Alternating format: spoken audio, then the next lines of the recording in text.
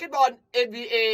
6 วันติดๆที่วางแนวทางให้ทางด้านหน้าช่องขอแสดงความยินดีกับใครที่ไปตามตัวเน้นตัวเต็งทางด้านหน้าช่องด้วยกันนะครับเมื่อวานนี้ครับแนวทางที่วางไว้ให้นิวยอร์กนิกก็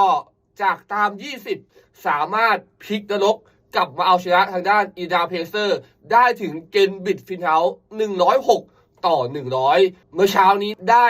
เจเลนบันสันกับคาร์ลแอนโทนีทาร์2ผู้เล่นเบอร์1และเบอร์2ของทีมช่วยกันทำแต้มระดับ23แต้มและ24แต้มส่วนทางด้านอินดาเพเซอร์ได้ทาริสแฮริเบอร์ตันทำไป20แต้มส่วนทัพตัวจริงอื่นๆเนี่ยวันนี้ถือว่าผิดฟอร์มกันไปปาสคาลเซียแคมจากเกมที่แล้วกดระดับ39แต้มวันนี้กดระดับ17แต้มฟอร์มผิดไปเลยครับสำหรับปาสคาลเซียแคมกลับมาสู่กันอีกครั้งนึงสำหรับซีรีส์นี้เป็นทางด้านนิวยอร์กนิกก็ไล่ตามตีไข่แตกมาเป็น2ต่อ1เกมแมตช์หน้าก็ยังจะอยู่ที่เกนบิดฟินเฮาส์อยู่สำหรับพี่ใดครับที่ต้องการแนวทางบาสเกตบอลเพิ่มเติมง่ายๆลองเปิดใจเข้ามาอยู่ในครอบครัวไผ่ทีพอยต์การันตีความสดชื่นสำหรับเมื่อวานนี้บาสภายในครอบครัวก็มา3บินติดสำหรับบาสเมื่อวานนี้บาสเซเนกัลบาสเยอรมันอะไรพวกนี้นะครับไม่เชื่อนะครับก็ลองเข้ามาพิสูจน์ได้ภายในครอบครัวแอดไลน์มาที่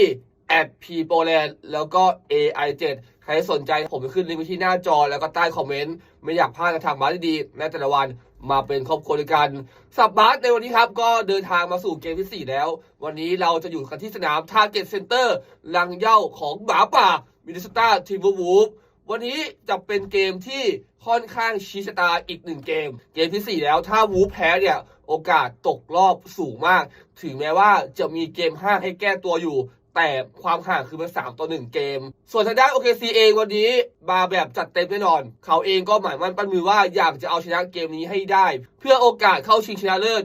NBA Final ในปีนี้ความเก่งกาจความสม่ำเสมอเนี่ยยังอยู่ที่ทางด้านทีมเยือนอยู่แต่วันนี้นะครับผมก็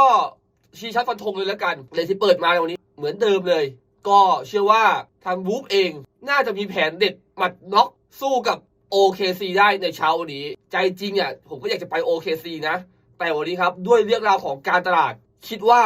วูฟเองเนี่ยน่าจะมีดีพอ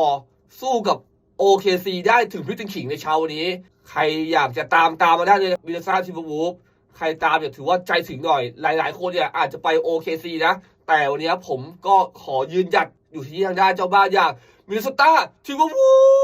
ฟวันแวร์วูฟวันนี้วันพระหรือเปล่าเนี่ยแวร์วูฟขึ้นมาหอนรับรองว่าเช้านี้แวร์วูฟแน่นอนครับถูกจัดขัดใจสวนกับแนวทางที่ผมเลือกไปให้เจอกันใหม่ในวันพรุ่งนี้สวัสดีครับ